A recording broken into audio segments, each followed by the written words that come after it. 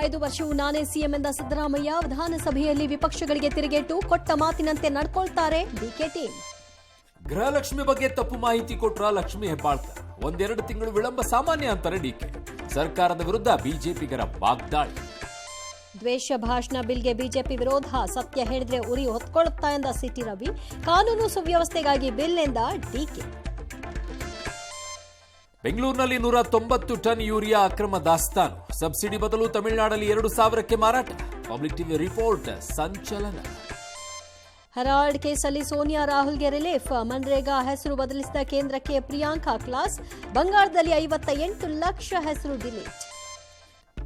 Heart attack ವ್ಯಕ್ತಿಗೆ ಸಿಗಲಿಲ್ಲ ಸಹಾಯ. ರಸ್ತೆಯಲ್ಲಿ ಬಿದ್ದು ಒದ್ದಾಡಿದ್ರು ಕೂಡ ನೆರವಾಗಲಿಲ್ಲ. ಬೆಂಗಳೂರಿನಲ್ಲಿ ಮಾನವೀಯತೆಯನ್ನೇ ಮರೆತು ಬಿಟ್ರ ಜನ.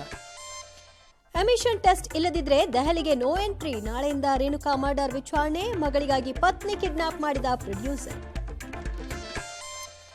ಐಪಿಎಲ್ನಲ್ಲಿ ಕ್ಯಾಮರೂನ್ ಗ್ರೀನ್ಗೆ 25 ಕೋಟಿ. ದೇಶೀಯ ಆಟಗಾರ ಕಾರ್ತಿಕ್ ಶರ್ಮಾ ವೀರ್ಗೆ ಬಂಪರ್. ಆರ್ಸಿಬಿ ಪಾಲಾದ ವೆಂಕಟೇಶ್ ಅಯ್ಯರ್.